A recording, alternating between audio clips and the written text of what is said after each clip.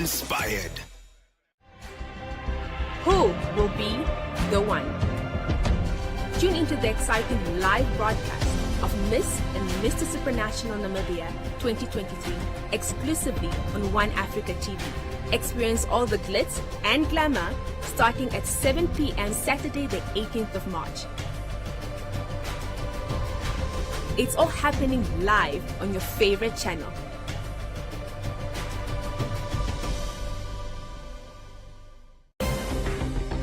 In the news tonight,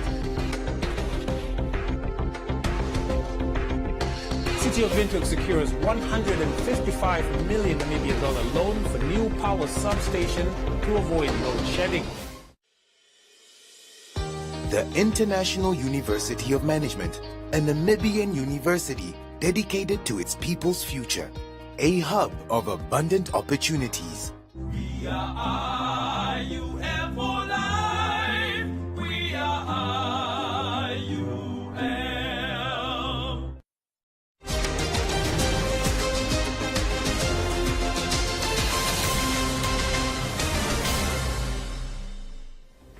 Good evening, I'm Maggie Forciero. In the news tonight, drop criminal charges against Hengari, Amushalelo and Nayoma, says Tukna.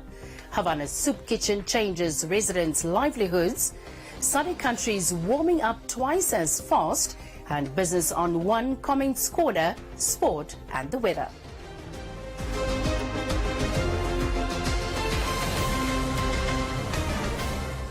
The Trade Union Congress of Namibia's Secretary General Mahongora Kavihua has called for criminal charges against Member of Parliament Ina Hengari, as well as two activists Michael Amushalelo and Dimbulukeni Nayoma, to be dropped. Kavihua added that the three should also be released from police custody and that the police should be held accountable for acts of brutality against citizens. Speaking at a press conference this afternoon, Tukna's Secretary General Mahongora Kavihua called out the police for what he termed modern-day dictatorship, which he notes the country is now facing. Kavihua stated that the union will support those that are fighting for social justice. Kavihua's comments come after Hengari, Amushalelo and Nayoma were arrested this week Tuesday during a demonstration against unemployment. We are demanding the withdrawal of the charges that laid against these three young people. We are demanding that they are being released unconditional, and we are demanding that the police must be held accountable. Police have misdirected themselves with a court ruling, also deliberately quoting the demonstration or protests as a strike. Protests, no one is required to request any permission. The police is there to be notified, and their duty is to go and guard and protect the both protesters and others. For the police to say no to a protest, it is a clear indication of violations of the Namibian Constitution, which allows the Namibian people to express themselves freely within the confinement of the law. And no way in the constitutions where the demonstrations or protests are they required to request or ask for a permission, or they have to demonstrate or protest on the mercy of the police.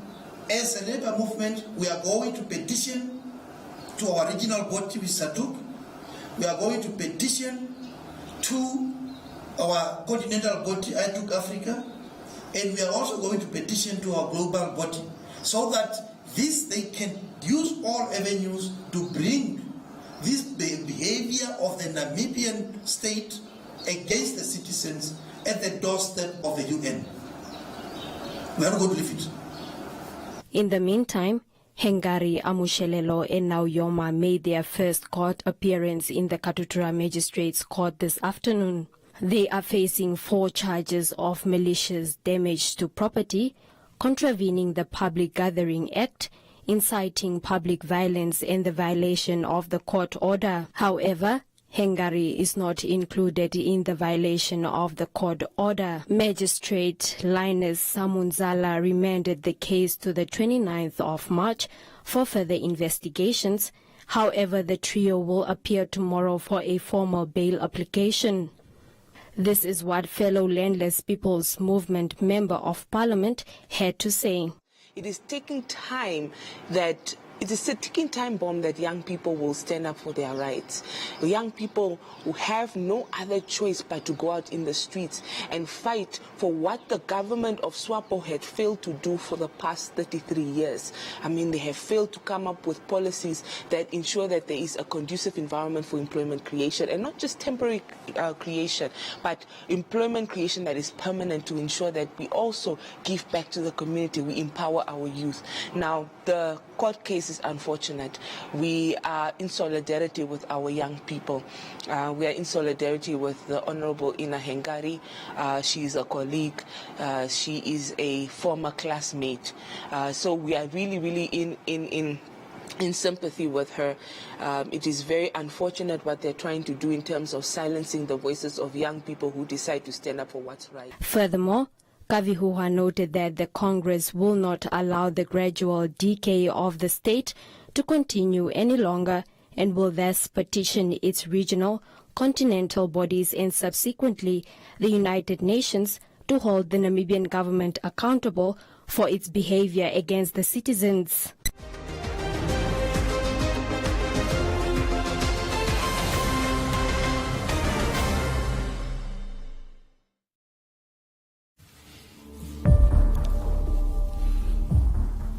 It is important to be wary of cybercrime and financial fraud so that you can keep your money safe. If a company or someone you regularly make payments to asks you to change their banking details over the phone, take care. It could be a scam. Always confirm the changes you are requested to make via email with the owner of the account and by calling them on the number that you are normally contacting them on. Be careful.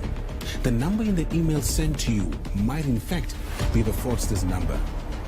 If you are unsure, you can visit your nearest branch or police station and ask for advice and assistance. You can also visit www.pan.org.na today to find out more on how you can protect yourself against fraud.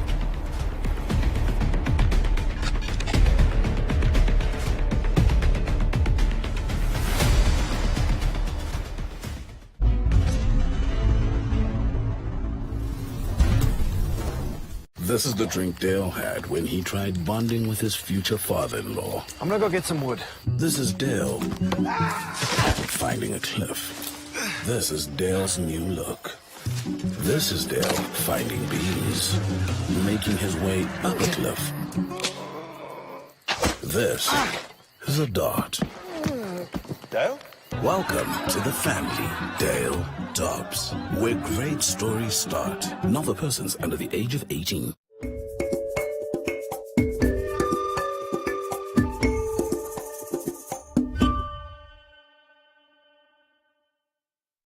A group of 200 elderly people who received food parcels from the Havana Soup Kitchen gathered at the premises last week to show their appreciation to the founder and sponsors of the initiative.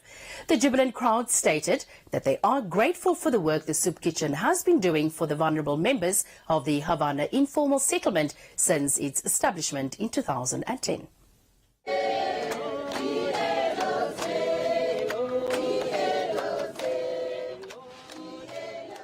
The Havana Soup Kitchen currently serves breakfast and lunch to about 70 vulnerable children and provides food parcels to about 200 elderly people. 64-year-old pensioner Selma Isaac said that she is grateful that the Soup Kitchen caters for their needs without discrimination.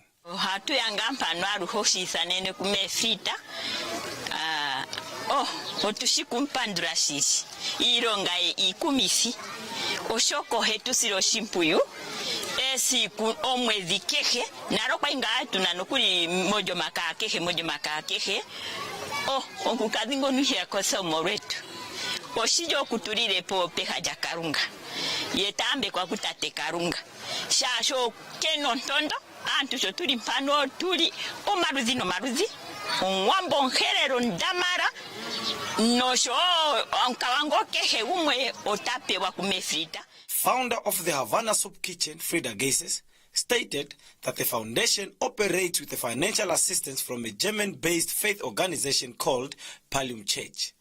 Geises added that this year the number of elderly people increased, but they are only able to support a specific number. I started 2010 here in Havana. The soup kitchen, it was very, very simple how I started. We do and what this wonderful Pallium are giving us, they are depositing their money in the Havana Soup Kitchen account. We use that money accordingly. So we buy the food parcels for the grannies or at the amount of 17,000, and then so we also give the kids breakfast and lunch. So this is basically that we are doing, and for the grannies it's only once in a month that we are giving them. There are so many that now, even last month, I did a research whereby we saw that some of them that are having a little bit children that are taking care of them. So we kind of a little bit do a research that some can wait a bit because there are many. So we only selected last month 190, which we gave food, because the money that we are getting is not that enough for the whole group. A member of the Pallium Church, Ray Mahron Meyer, said that they are amazed of what the soup kitchen is doing in the community. Ronmeyer added that they will remain committed in affecting change in people's lives. And we are happy to have the possibility to visit the soup kitchen. We are friends since a couple of years, and we had the possibility to support a bit the construction of the new baby cave, and we are very happy that it works so well. And we are also very happy to meet you, the elder people of this area. You see, I'm an old man. I'm not wise, but I know that you are the treasure of wisdom in this country. And so we are very honored that you came here to greet us this morning.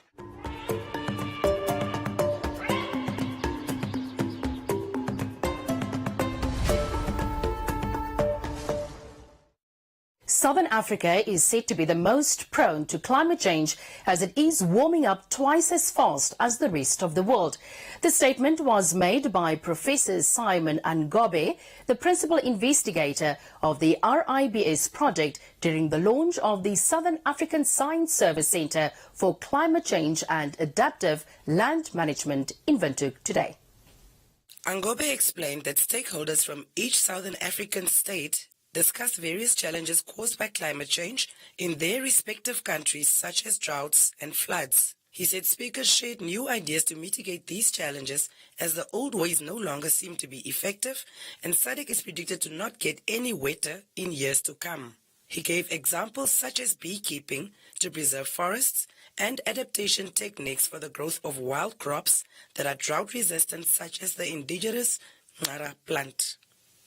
As we can see, for example, biodiversity, for example, if the temperature is rising to, say, with a 2.8 degrees Celsius, what will happen, for example, if poultry, a chicken, lay eggs?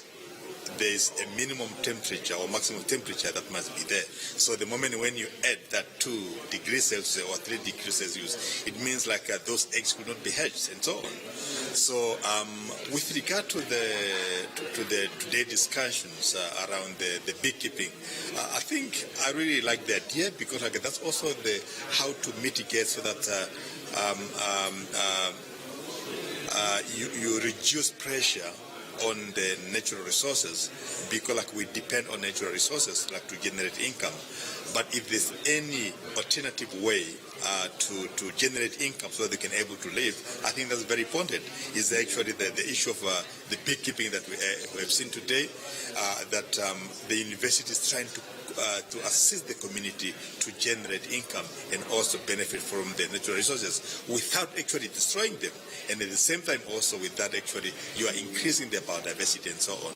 Speaking at the event, a Zambian researcher, Dr. Malunga Mwape, gave detailed information on beekeeping and how a country like Namibia can integrate the practice as a climate change mitigation strategy. Mwape is a researcher at the School of Agriculture and Natural Resources at Zambia's Mulungushi University. There's a very strong link between forests and beekeeping, because beekeeping creates the opportunities, it creates the incentive. You kind of give the population an incentive or an alternative to preserve the trees. So wherever we've done beekeeping, you find that the forests are intact.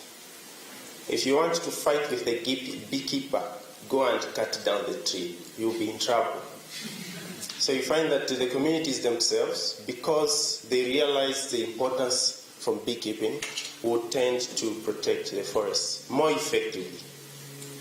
So we raise money from beekeeping, we keep the environment healthy, we empower the women, we empower the youths.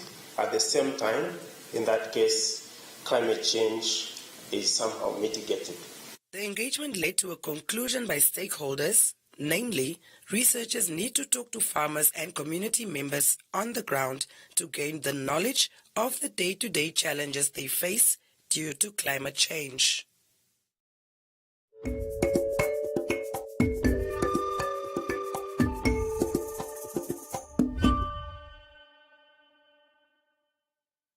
Enjoy these fantastic payday savings at Clicks until the 11th of April. Buy Pampers Premium Care Pants or Disposable Nappies Value Pack. 2 for $252.99 per pack and 1 for $274.99. Get Nivea Body Lotion or Cream. 2 for $105. And buy Omo Auto Washing Powder, liquid or capsules. Now $121 each. Clicks. Feel good. Pay less. We've always had the bravery to stand up for what is Namibian, from protecting our homes to fighting injustices. We still celebrate what it means to us and raise a glass to those who show their bravery. No matter how they take on the world, with all this potential in the land of the brave, what will you do to make this Namibia your Namibia?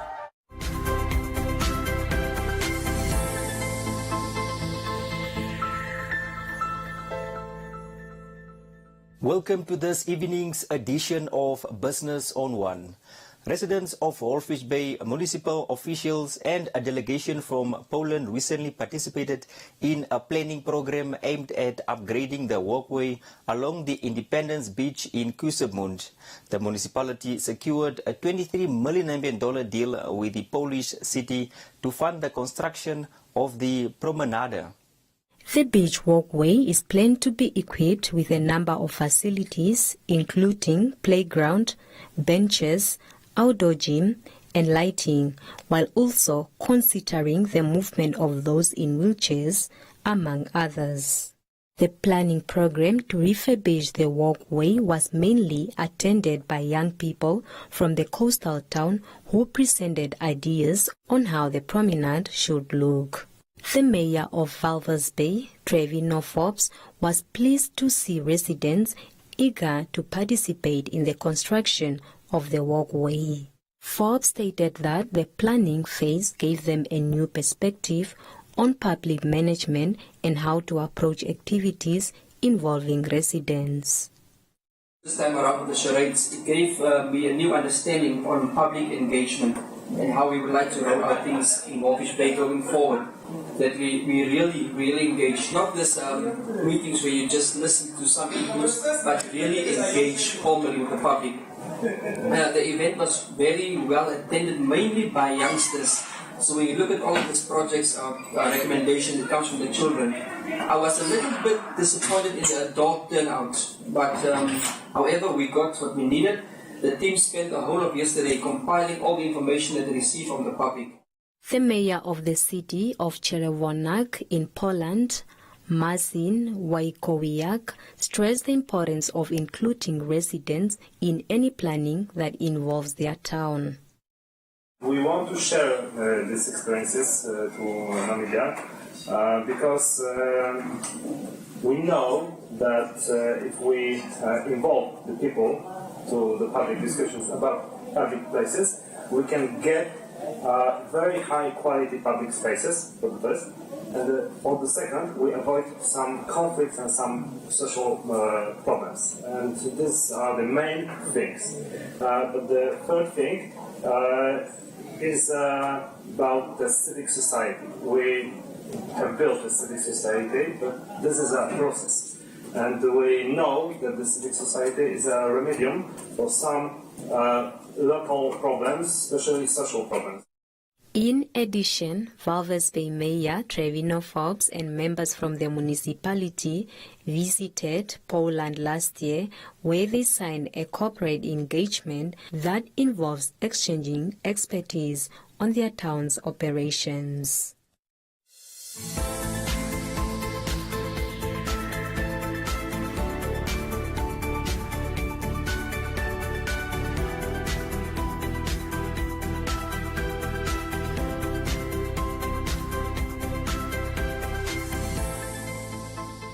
And that is all we have for you. Be sure to follow us on our social media pages for more business news.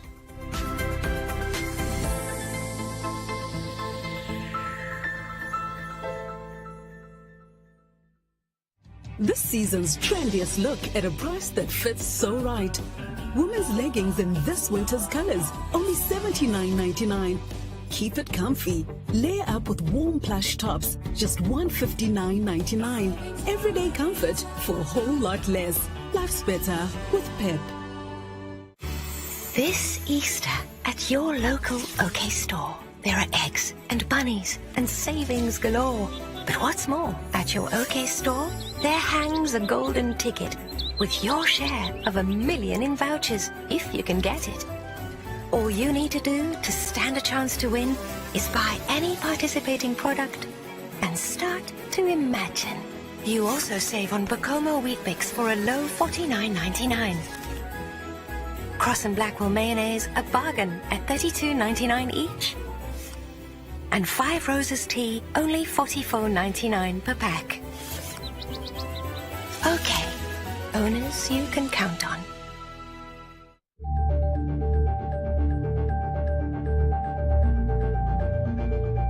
Time now for Comments Corner, your daily dose of comments from our social media pages. The Popular Democratic Movement Secretary General Manuel Ngaringombe stated that they did not boycott the Independence Day celebrations held on Tuesday in Otapi in the Omusati region. Ngaringombe said it's their responsibility as the official opposition and second largest political party to attend national events. Marina wrote, "Don't explain yourself, they don't deserve your explanation."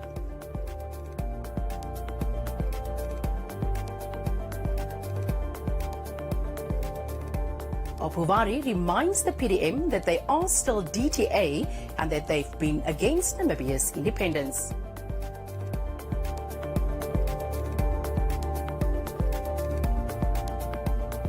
Bombileshange says the PDM seems frustrated at the fact that they might not be the official opposition after the 2024 elections.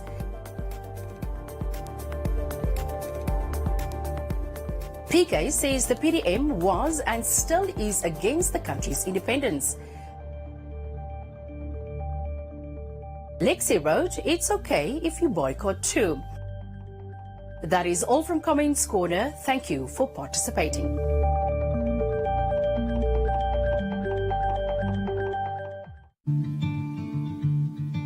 And you came to me like This Easter at Spa, we have everything you need to put smiles on the faces of everyone around your Easter table.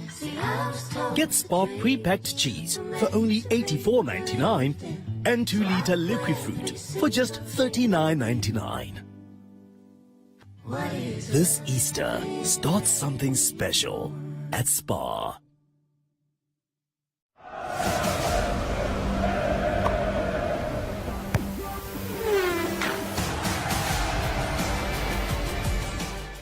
Time now for Sport on One. The Namibian national cricket team is preparing to host and play in the International Cricket Council Men's Cricket World Cup qualifiers playoff this coming Sunday with an opening match against the United States of America at the Wanderers Cricket Ground in Windhoek. The event will be held from the 26th of March until the 5th of April in the capital. The United States, the United Arab Emirates, Papua New Guinea, Canada, Jersey and the host Namibia will compete in a round-robin style, with the two top teams earning a spot at the ICC Men's Cricket World Cup qualifier, which will be held in Zimbabwe from June 18 to July 9. News on One joined the 27-year-old long-term Seven national team captain and batsman Gerard Erasmus at the Wanderers Cricket Ground, where the team is training.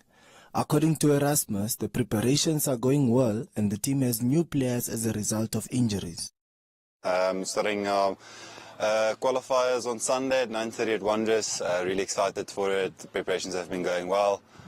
We've got a fresh bunch of guys, in the national team, and that's really exciting for their roles. So hopefully some of us can step up on Sunday and get that first win against the USA. We're really excited for the rest of the tournament as well. We're playing at United and at Wanderers. Speaking at the press conference in Windhoek on the announcement of the 2023 ICC Men's Cricket World Cup qualifier playoff, Chief Executive Officer of Cricket Namibia, Johan Muller, said that the association has managed to partner up with various organizations to give more coverage to the qualifier games. We're very proud this morning to acknowledge two specific partners that has come on board with specifically our broadcasting, and I might need to stand still. We've created a broadcasting team through TV2 Namibia, who is now a specialized cricket broadcasting or sport broadcasting company that works on a very much full-time basis almost for Cricket Namibia, and they broadcast and produce on an 11-camera system all our international matches. Last year, more than 50 matches was produced by them, and we're broadcasting those matches then live in Namibia on One Africa, on NMH, also on NBC, and then it goes live out on DSTV in Africa, it goes to Fancode in India, GeoTV in Pakistan, and also on various social media and digital platforms. In addition, Erasmus stated that he is excited to take part in the 2023 ICC Men's Cricket World Cup qualifiers and called upon the Namibian public for support. The event will take place at the Wanderers and the United Cricket Club Ground.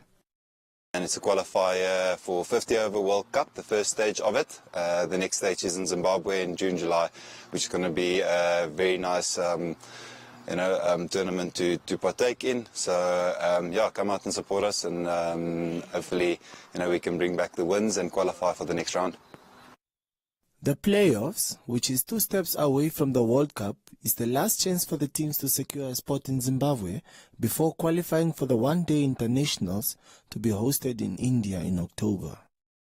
The fixtures are as follows.